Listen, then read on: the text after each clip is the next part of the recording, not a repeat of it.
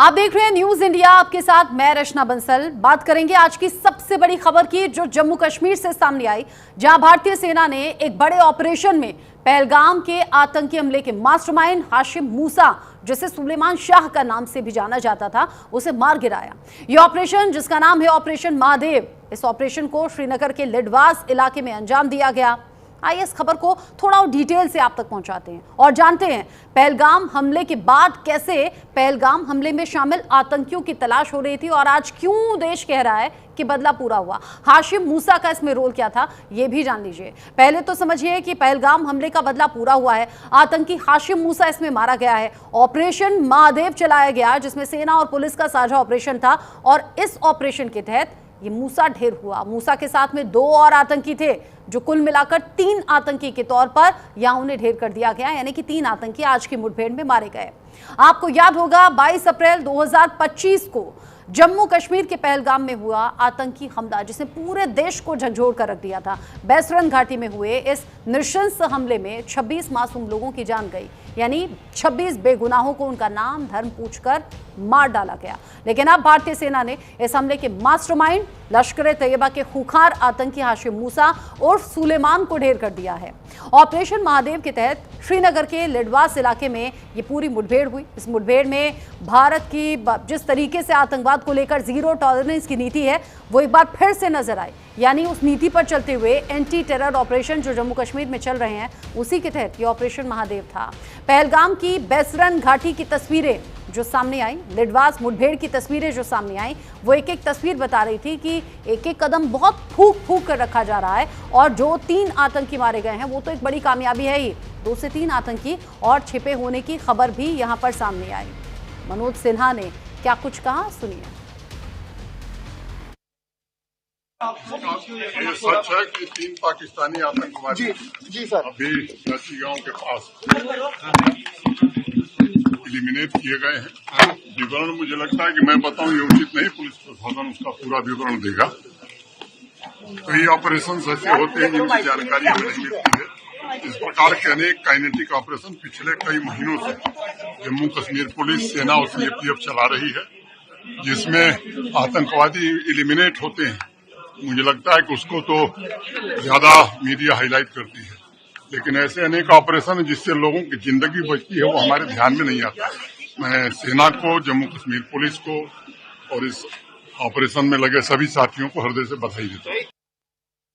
अभी operation is still continue, ठीक है ना। It was an operation which is quite prolonged for a long time, ठीक है ना। That is still continuing, but in which Jammu Kashmir police, paramilitary and army they have an exchange of fire in the higher reaches. So as per the interior reports, 3 bodies are being observed and seems to be neutralized. So this is all, but still it is operation, so I would not like to divulge much at this moment. We will share details with you at an opportune time, ठीक है ना, because it takes some time to get more. IG ने बताया कि operation अभी भी continue है, यानी कि 3 आतंकी ढेर हो गए, 2 से 3 जो छिपे हैं उन तक पहुंचने की कोशिश। और जम्मू कश्मीर के एलजी मनोज सिन्हा का पिछले दिनों का बयान आपको याद होगा, जिसमें उन्होंने माना था कि हाँ, सेफ्टी सिक्योरिटी में कमी रह गई, इतना बड़ा हमला हुआ और पूरी जिम्मेदारी के साथ वो कहते हैं कि हाँ, ये हमला हुआ है, कमी रह गई और आगे इस पर एक्शन होगा। 22 अप्रैल 2025 को जम्मू कश्मीर के पहलगाम की बैसरन घाटी में एक भयानक आतंकी हमला हुआ। इस हमले में 5 आतंकियों ने 26 बेगुनाह जो टूरिस्ट घूमने गए थे उन्हें निशाना बनाया। ज्यादातर इसमें हिंदू थे, एक ईसाई पर्यटक था और एक मुस्लिम भी था जो इस हमले में मारा गया। हमलावरों ने M4 कार्बाइन और AK-47 जैसे घातक हथियारों का इस्तेमाल किया था। यह हमला 2019 में अनुच्छेद 370 हटाए जाने के बाद कश्मीर में हुए सबसे घातक हमलों में से एक था। हमलावरों ने पीड़ितों से उनके नाम पूछे, उनका धर्म पूछा, कुछ को कलमा पढ़ने के लिए मजबूर किया गया। इस हमले की जिम्मेदारी लश्कर-ए-तैयबा की शाखा TRF ने उस वक्त ली थी। कौन था हाशिम मूसा जो आज ढेर हो गया, जान लीजिए। लश्कर-ए-तैयबा का खतरनाक कमांडर था मूसा, पाकिस्तानी सेना की स्पेशल फोर्स का पैरा कमांडो भी रह चुका था। आधुनिक हथियारों और युद्ध की बारीकियों को समझता था, उन टेक्निक्स को जानता था, उसमें माहिर था, लेकिन आज हो गया ढेर। पहलगाम हमले की पूरी योजना इसी ने बनाई थी, जो जानकारी अभी तक सामने आ रही है। जैसा कि अभी ऑफिसर को भी सुना आपने, एलजी को भी सुना। हाशिम मूसा लश्कर-ए-तैयबा का सक्रिय और खतरनाक कमांडर था। उसके सिर पर 20 लाख रुपए का इनाम घोषित किया गया था। मूसा पाकिस्तानी सेना के स्पेशल फोर्स का पूर्व पैरा कमांडो रह चुका है। उसे आतंक फैलाने की गहरी ट्रेनिंग मिली थी। आधुनिक हथियारों और युद्ध तकनीक में माहिर मूसा ने पहलगाम हमले की पूरी योजना तैयार की। मूसा ने पाकिस्तान में खास आतंकवादी प्रशिक्षण लिया था। वो लंबे समय से जम्मू कश्मीर में आतंकी गतिविधियों को अंजाम देने में जुटा हुआ था। उसका मकसद घाटी में दहशत फैलाना और सुरक्षा बलों को निशाना बनाना था। 22 अप्रैल के हमले में मूसा की बड़ी भूमिका सामने आई थी। हमले के बाद से ही वो सुरक्षा एजेंसियों की रडार पर था। खुफिया एजेंसियों ने उसकी मूवमेंट को ट्रैक कर उसे ढूंढ निकाला। इसके बाद एक योजनाबद्ध ऑपरेशन में उसे ढेर कर दिया गया। इस ऑपरेशन में मूसा के साथ 2 और आतंकवादियों को भी मार गिराया गया। इन तीनों की पहचान की जा चुकी है और उनके आतंकी नेटवर्क से जुड़े हुए जो लिंक हैं उनकी भी जांच जारी है। हाशिम मूसा का आतंकी इतिहास क्या है, जानिए। सुलेमान शाह मूसा फौजी के नाम से जाना जाता था। पाकिस्तानी सेना के एसएसजी का पूर्व पैरा कमांडो रह चुका है। मूसा 2022 में लश्कर-ए-तैयबा में शामिल हुआ। सोनमर्ग टनल हमले में भी उसकी इन्वॉल्वमेंट थी, जो जांच बताती है। और जिस तरीके से आज उसे ढेर कर दिया गया और साथ ही साथ पहलगाम आतंकी हमले का बदला ले लिया गया, देश सुकून से भी है। इस पर डिफेंस एक्सपर्ट्स की कुछ रिएक्शंस भी सामने आ रहे हैं। प्रफुल्ल बख्शी को सुन लेते हैं। ऑपरेशन महादेव चल रहा है और अब स्टार्ट हो चुका है। कल रात से शाम से स्टार्ट हुआ है। अभी 2 बजे शायद बंद हुआ है। 3 आतंकवादी मारे गए हैं और खबर ये आई है कि उनका कनेक्शन हो सकता है जो पहलगांव के एपिसोड से। जो पहलगांव का एपिसोड है वो लॉन्च किया गया है, पाकिस्तान हैंडलर ने लॉन्च किया। उस टीम के अंदर ये भी होंगे और ये उसी टीम के होंगे जो भी पहलगाम में आए थे और ये इनको यहाँ भेजा गया है। तो ये हो सकता है कि उसी टीम के हैं, वो हैंडलर्स हैं। जैसे हम आपके से निरंतर कहते आए हैं, ये अंदर पीओके के अंदर कोई 18, 20, 25 किलोमीटर अंदर हैं। और मेरे साथ में इस पर बात करने के लिए रियर एडमिरल एसके ग्रेवाल जी जुड़ गए हैं डिफेंस एक्सपर्ट के तौर पर। Brigadier retired SK Sahni ji जुड़ गए हैं रक्षा विशेषज्ञ के तौर पर। आप दोनों का ही न्यूज़ इंडिया पर स्वागत। सबसे पहले एसके ग्रेवाल जी, ऑपरेशन महादेव के चलते जिन 3 आतंकियों को ढेर किया गया है, देश आज सुकून से है। ऐसा लग रहा है कि बदला पूरा हो गया। इसे कोइंसिडेंस कहें क्या? इधर संसद में ऑपरेशन सिंदूर पर चर्चा चल रही थी, उधर ऑपरेशन महादेव और सक्सेसफुली 3 आतंकी ढेर। ये एक महज कोइंसिडेंस है, वरना जो आतंकवादी आज मारा गया है वो एक घृणा से भरा हुआ, ऐसी घृणापूर्वक विचारधारा से घिरा हुआ एक मशीन की तरह दहशतगर्दी था, जिसने लोगों को कोई मानवता का उन्होंने कुछ नहीं दिखाया और लोगों को ऐसे इतनी बुरी तरह से मारा था। एक तरह से बदला पूरा हुआ है, बाकी महज कोइंसिडेंस है। लेकिन ये अभी हमारा बदला पूरा नहीं हुआ है। बदला जब पूरा होगा, जब इसके पीछे की मशीनरी खत्म होगी। उसके लिए मैं बोलता हूँ ये सिंदूर तो चल ही रहा है। ऑपरेशन महादेव इंटरनल सर्च के लिए था, तो वो चलता ही रहेगा। और इसके बाद ये मेरे हिसाब से एक शुरुआत है। हो सकता है इसके साथ 3-4 और हों, लेकिन ये टेरेन एक ऐसा है जिसमें काफी मुश्किल है। आज 97 दिन हो चुके हैं 22 अप्रैल को। 100 दिन होने में सिर्फ 3 दिन बाकी है। 97 दिन बाद इतना मिला है। मैं तो बोलता हूँ ये क्योंकि इतना आसान नहीं है। इतने बड़े जंगल में, ऐसे मौसम में, ऐसे लोगों को ढूंढना और कोलेटरल डैमेज को अवॉइड करना जिससे हमारे लोग दुखी नहीं हो।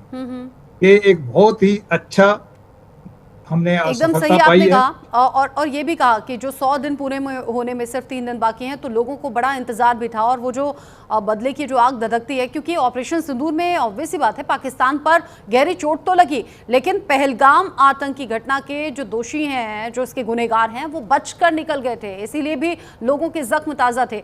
ब्रिगेडियर साहनी, ये जो अभी तक के अपडेट हैं, 3 आतंकी ढेर हो गए, उसमें जो मास्टरमाइंड था वो भी मारा गया। 2 से 3 अभी छिपे हुए हैं जिनको लेकर अभी ऑपरेशन चल रहा है। सर्च ऑपरेशन बहुत फूक फूक कर कदम रखे जा रहे हैं। जैसा अभी ग्रेवाल सर ने भी कहा कि हमारा कोई नुकसान ना हो, उसका ध्यान रखा जा रहा है। लेकिन क्या इतना भर काफी है या फिर आतंकी फैक्ट्री को खत्म करने की जरूरत है? जो हमें पता है कि सीमा पार पूरी तरह से तैयार है और उसे ताकत भी दी जा रही है? जय हिंद रचना जी, सबसे पहले तो ये बहुत अच्छी खुशखबरी है कि ये जो आतंकी मारा गया मूसा, जिसको सुलेमान भी बोलते हैं, हाँ। ये एक बहुत अच्छी खुशखबरी है। ये बहुत मेहनत का काम है उस एरिया में जहां जंगल है और जहां पर हमारे सिक्योरिटी फोर्सेस लगातार काम करते रहते हैं। एक एक चप्पे को छाना जाता है, इंटेलिजेंस नेटवर्क है और खबर आई है इसकी, और उसी हिसाब से सर्च हुआ और ऑपरेशन कैरी किया गया और इसको मारा गया। मैं आपको ये बता दूं, ये जो लोग हैं, ये अब जैसे सुलेमान है, इसकी खबर है कि ये 2023 में हिंदुस्तान में दाखिल हुआ था और जब ये अपनी अपनी टीम के साथ आया होगा, मतलब मुझे पूरी उम्मीद है जब अपने ऑपरेशन के लिए तैयार होगा पहलगाम में, वो बड़ी सोची समझी साजिश थी एक, जो मियां मुनीर ने पहले 10 अप्रैल को एक घिनौना एक स्टेटमेंट दिया था as chief of army staff that time कि भाई हिंदुस्तान जो हिंदू हैं और मुसलमान जो अलग अलग कौम के हैं, हम सुपीरियर हैं, तो उससे ये जो सोच रहे थे कि ये हमारे देश में कुछ ऐसा हादसा करेंगे और नुकसान पहुंचाएंगे, उनका प्लान है हमारे देश को ब्लीड करना। तो हम इस प्लान से पूरी तैयार, हमें मालूम है इनका प्लान, हमारी सिक्योरिटी फोर्सेस पूरी तैयार है, हमारा इंटर नेटवर्क पूरा तैयार है। और साथ ही साथ मैं आपको बता दूं, जो भी आतंकवादी, जो भी दहशतगर्द हथियार के साथ हमारे देश के अंदर घुसेगा, आप समझ लो उसकी मौत तय है। ये नहीं हो सकता कि आज देखा भी 3 आतंकी जब ढेर हुए, आतंक का जो साजो सामान था उनके पास जो बरामद हुआ, उससे मालूम होता है कि आगे और कितनी और किस तरह की आतंकी घटनाओं को अंजाम देने की फिराक में थे, लेकिन सही समय पर ढेर भी हो गए और ये बड़ी कामयाबी है। 3 आतंकी ढेर हुए हैं। आप दोनों मेरे साथ में रहिएगा। जैसे मैंने पहले भी कहा कि उधर ऑपरेशन महादेव चल रहा था, इधर ऑपरेशन सिंदूर को लेकर संसद के भीतर आज चर्चा का दिन था। जम्मू कश्मीर में जो सुरक्षा बलों ने और पुलिस ने मिलकर सर्च ऑपरेशन चलाया, साझा ऑपरेशन चलाया, ऑपरेशन महादेव, उसमें आतंकियों से सीधे मुठभेड़ हुई। दूसरी तरफ दिल्ली के पार्लियामेंट में ऑपरेशन सिंदूर पर बहस हो रही थी। पहलगाम में हुए आतंकी हमले के बाद भारतीय सैन्य बलों के जरिए ऑपरेशन सिंदूर पर लोकसभा में महाबहस की शुरुआत करते हुए रक्षा मंत्री राजनाथ सिंह ने 2 टूक कहा कि ऑपरेशन सिंदूर सेना की तीनों सेवा का बेमिसाल एग्जाम्पल है, जिसके तहत पाकिस्तान की हर हरकत का करारा जवाब दिया गया। लोकसभा में ऑपरेशन सिंदूर और पहलगाम में आतंकी हमले को लेकर ठीक ही बहस भी यहां देखने को मिली। सत्ता पक्ष हो या फिर विपक्षों के बीच में गहमा गहमी और बीच में कई सवाल भी उठे। जान लेते हैं कि आज संसद में हुआ क्या था। लोकसभा के अंदर जो तस्वीरें सामने आई, सांसदों की बहस के साथ में ही ये तस्वीरें सामने आने लगी। बहस 22 अप्रैल 2025 को पहलगाम में हुए आतंकी हमले के जवाब में शुरू हुई, यानी कि जो ऑपरेशन सिंदूर लॉन्च किया गया उससे जुड़े विपक्ष के कुछ सवाल थे। ये वो हमला था जिसमें 26 बेगुनाहों की जान चली गई थी। द रेजिस्टेंस फ्रंट नामक जो आतंकी संगठन है उसने इसकी जिम्मेदारी ली थी, जिसे लश्कर-ए-तैयबा का सहयोगी माना जाता है, यानी कि TRF। भारत ने 7 से 8 मई की रात ऑपरेशन सिंदूर के तहत 9 आतंकी ठिकानों को तबाह कर दिया। इसमें जैश ए मोहम्मद के नेता अब्दुल रऊफ अजहर समेत 100 से ज्यादा आतंकी मारे गए थे। इनफैक्ट बाद में यह संख्या 150 के पार पहुंच गई थी। लोकसभा में रक्षा मंत्री राजनाथ सिंह ने इस ऑपरेशन को सफल और गैर आक्रामक बताते हुए कहा कि ये भारत की संप्रभुता और नागरिकों की सुरक्षा के लिए जरूरी कदम था। उन्होंने दावा किया कि 7 आतंकी ठिकाने पूरी तरह से जो नष्ट हुए, उसके बाद में 2 और ठिकाने थे, यानी कि कुल मिलाकर 9 आतंकी ठिकाने नष्ट हुए और 11 एयरबेस तब तबाह हुए। हमने पहले सोचा था कि सेना पर कोई अटैक नहीं होगा, लेकिन वहां से जब इस तरह की हरकत हुई तो जवाब दिया गया। भारत के पास पुख्ता सबूत है। इस बात का जिक्र भी रक्षा मंत्री राजनाथ सिंह ने किया। सुनिए।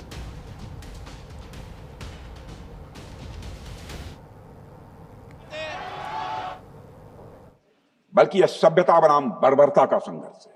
सभ्यता बनाम बर्बरता का संघर्ष। पाकिस्तान के हुक्मरान जानते हैं कि उनके सैनिक युद्ध के मैदान में भारत से नहीं जीत सकते, इसलिए वे आतंक को पालते हैं। पालते ही नहीं, उन्हें प्रशिक्षण देते हैं और फिर दुनिया के सामने खड़े होकर निर्दोष बनने की कोशिश करते हैं। अध्यक्ष महोदय, पाकिस्तान दोहरे मापदंड और झूठ की बुनियाद पर खड़ा हुआ एक ऐसा देश है जो अब फेल्ड स्टेट के तौर पर देखा जा रहा है। भारत ने ऑपरेशन सिंदूर के जरिए पूरी दुनिया को दिखा दिया है कि हम इस आतंकवाद के गंदे खेल को जड़ से एक तमाम हमारी सेनाओं द्वारा की गई वेल कोऑर्डिनेटेड स्ट्राइक्स ने 9 टेररिस्ट इंफ्रास्ट्रक्चर टारगेट्स को प्रिसीजन के साथ, सटीकता के साथ हिट किया। और इस सैन्य कार्रवाई में एक अनुमान के अनुसार 100 से अधिक आतंकवादी, मैं बहुत संभल कर बोल रहा हूं अध्यक्ष महोदय, हमारी फिगर गलत ना होने पाए, फिगर इससे बहुत अधिक है, 100 से अधिक आतंकवादी, उनके ट्रेनर, उनके प्रशिक्षक, उनके हैंडलर लश्कर-ए तोयबा और हिजबुल मुजाहिदीन जैसे आतंकवादी संगठनों से संबंधित थे। ये वही आतंकी संगठन हैं जिन्होंने पाकिस्तान की सेना और आईएसआई का, जिन्हें खुला समर्थन प्राप्त है अध्यक्षों को। रक्षा मंत्री राजनाथ सिंह ने पूरी टाइमलाइन बता दी ऑपरेशन सिंदूर की। ऑपरेशन सिंदूर जिस पर सत्ता पक्ष ने क्या कहा जान लीजिए। ऑपरेशन सिंदूर के तहत 9 आतंकी ठिकाने तबाह हुए, 100 से ज्यादा आतंकी मारे गए। और जैसा आपने सुना, रक्षा मंत्री ने कहा ये जो संख्या है वो कहीं ज्यादा है, लेकिन संभल कर बोल रहा हूँ, इसलिए 100 मानिए इसे। साथ ही साथ जिस तरीके से 9 आतंकी ठिकाने तबाह हुए, उसमें जो लोग वहां पर थे, जो ट्रेनिंग देने वाले थे या ट्रेनिंग लेने वाले थे, उन आतंकियों का भी सफाया हुआ। ऑपरेशन सिंदूर को सफल और गैर आक्रामक बताया गया। लेकिन उधर विपक्ष ने सरकार पर तीखे सवाल उठाए। कांग्रेस सांसद गौरव गोगोई ने पहलगाम हमले को सुरक्षा में चूक बताया और अमेरिकी राष्ट्रपति डोनाल्ड ट्रंप के दावों पर जवाब भी मांगा। पक्ष ने यह भी आरोप लगाया कि सरकार ने इस मुद्दे को व्यापार सलाहकार समिति के एजेंडे में शामिल नहीं किया था। जिस तरीके से गौरव गोगोई ने सवाल उठाए, उसको लेकर गहमागहमी बढ़ गई थी उस दौरान लोकसभा में। सुनिए।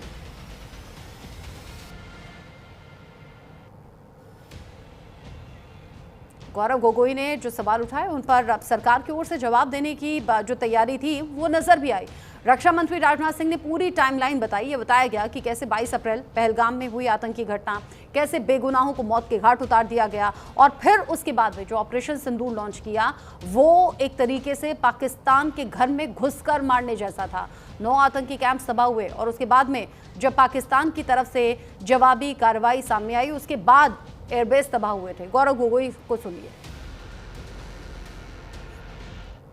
20 वर्ष में सबसे घातक आक्रमण हमारे महिलाओं पर हुआ, हमारे बच्चों पर हुआ, भारत के आत्मा पर हुई। हमने सबने वो दहशत को अनुभव किया।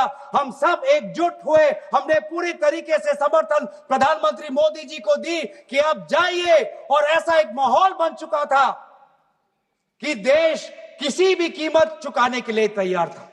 पूरा देश प्रधानमंत्री मोदी जी के साथ था, विपक्ष प्रधानमंत्री मोदी जी के साथ था। और अचानक 10 मई के दिन पे हमारे राष्ट्रदूत कहते हैं कि हम पाकिस्तान पर हमला करेंगे, और शाम के 10 मई को सूचना आती है कि पाकिस्तान के साथ अब युद्ध पर हम परिणाम दे रहे हैं, सीज फायर हो गया। क्यों हुआ? हम आदरणीय प्रधानमंत्री मोदी जी से जानना चाहते थे, अगर पाकिस्तान वाकई में अपने घुटने टिकने के लिए तैयार था, तो आपने क्यों रुका? आप क्यों रुके और किसके सामने आप झुके? किसके सामने आपने सरेंडर किया? राजनाथ सिंह ने जो जवाब दिया, उसके बाद में गौरव गोगोई ने ये सवाल पूछे, कहा कि भाई हमें नहीं पता कि आप क्यों पाकिस्तान के सामने रुक गए, आपने क्यों सीज़फायर पर बात कही और डोनाल्ड ट्रंप क्यों दावा करते हैं बार बार। साथ ही साथ एक तरफ तो ऑपरेशन सिंदूर को लेकर चर्चा चल रही थी, दूसरी तरफ एक खबर और है जो लोगों के बीच में जहन में है। वो खबर क्या है वो भी हम जानेंगे, लेकिन पहले आप दोनों का ही छोटा छोटा रिएक्शन मैं इस पर चाहूंगी। पहले ग्रेवाल सर, आप देखिए, ऑपरेशन सिंदूर हमारे देश के लिए एक बहुत बड़ी सफलता थी। इसके 4 मेन मुद्दे हैं। एक तो हमने उनके देश के अंदर बिना किसी हवाई जहाज या आदमी के घुसे हुए उनके ऊपर इतना भारी नुकसान किया, उनके इतने आतंकी मारे, और हमारे यहाँ कोई जान माल का नुकसान नहीं। दूसरा, हमने उनका जो सिंधु जल समझौता था उसको एक तरह से बंद किया, और उससे उनमें जो तिलमिलाहट उनके अवाम में हुई। उसके बाद तीसरा, हमने ये दिखा दिया कि उनका जो ये आतंकवाद पूरा जो है एक ये इस्लामिक लश्कर है, और वो कितना उनकी सरकार के साथ मिला हुआ है, कितना उनका अहम हिस्सा है, ये साफ दिखाई दिया जब वो उनका आखिरी जब जनाजा चल रहा था, उनके लोग मरे थे, उसमें कितने फौजी और कितने आतंकवादी एक साथ खड़े हुए थे। और चौथा, हमने ये साबित कर दिया कि भारत के अंदर ये क्षमता है कि हम जो चाहेंगे वो कर सकते हैं। लेकिन मैं 1 या 2 वार्निंग इसमें साथ में ये है, हमारे पास यूएन सिक्योरिटी काउंसिल की परमानेंट सीट नहीं है, और ये एक बहुत बड़ी कमजोरी है एक तरह से आज जो ये हमारे पार्लियामेंट में हो रहा था, मैं इसके ऊपर कमेंट नहीं करना चाहूंगा, लेकिन हमारे देश को एक मौका मिला था कि हम चीन की जो सीट गई है वो हम ले सकते थे, हमें ऑफर था, क्योंकि हम यूएन के फाउंडिंग मेंबर्स हैं। हाँ। लेकिन हमारे उस टाइम के तत्कालीन प्रधानमंत्री ने कहा कि ये तो चीन की सीट है और चीन को ही जानी चाहिए। और ये जितने आप जो समझौते की बात कर रहे हैं कि क्यों सीज फायर हुई, ये हमारी एक तरह से रिस्ट्रेंट है, फुल स्टॉप नहीं है। ठीक है, ठीक है। और ये रक्षा मंत्री राजनाथ सिंह ने भी कहा कि ऐसा नहीं है कि ऑपरेशन सिंदूर खत्म हो गया है, इसे दोबारा से शुरू किया जा सकता है, पार्ट 2 आ सकता है अगर पाकिस्तान कोई भी हिमाकत करता है तो।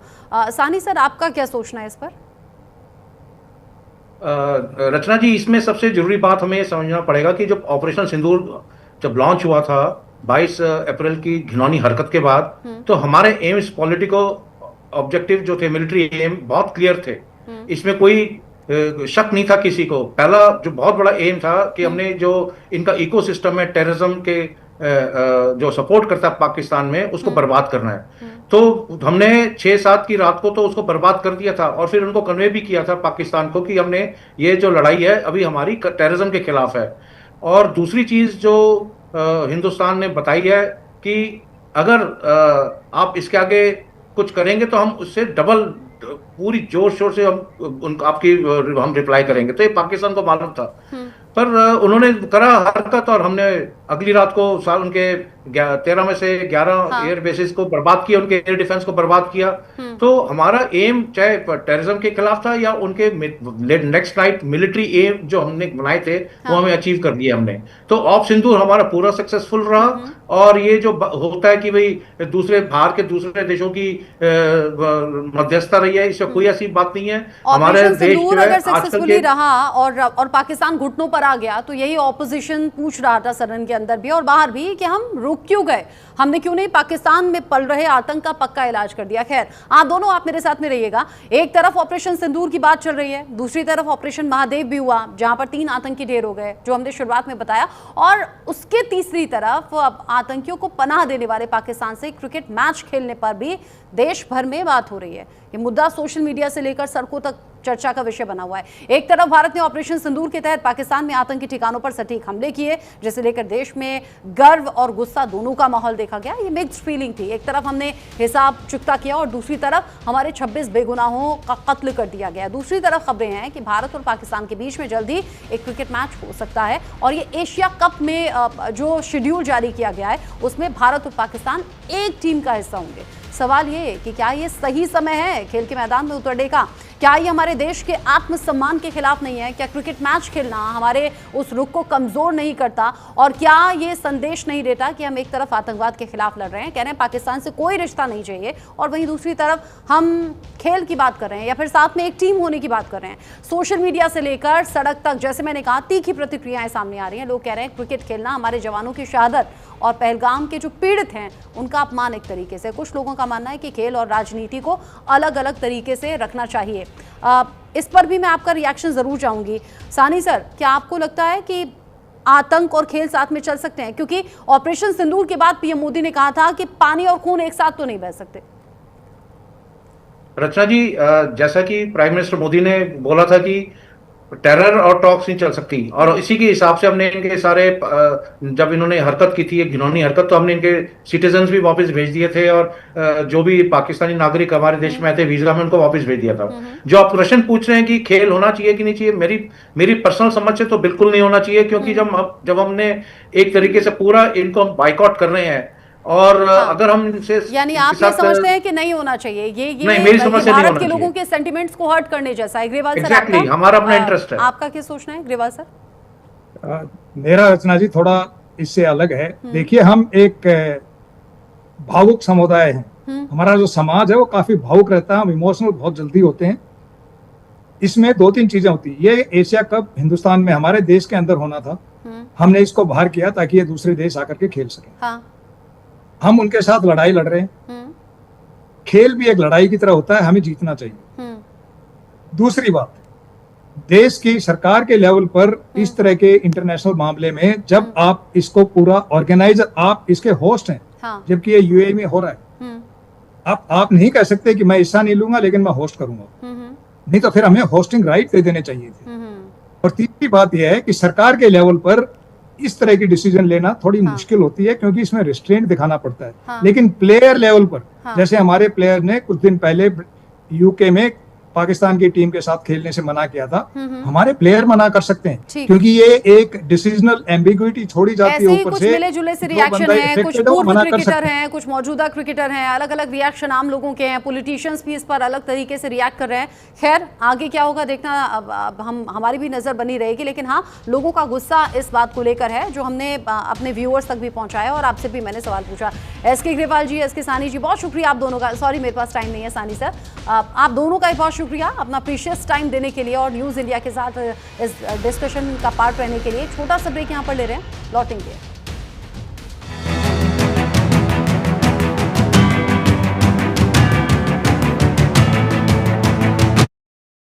भारत को दुनिया का डिजिटल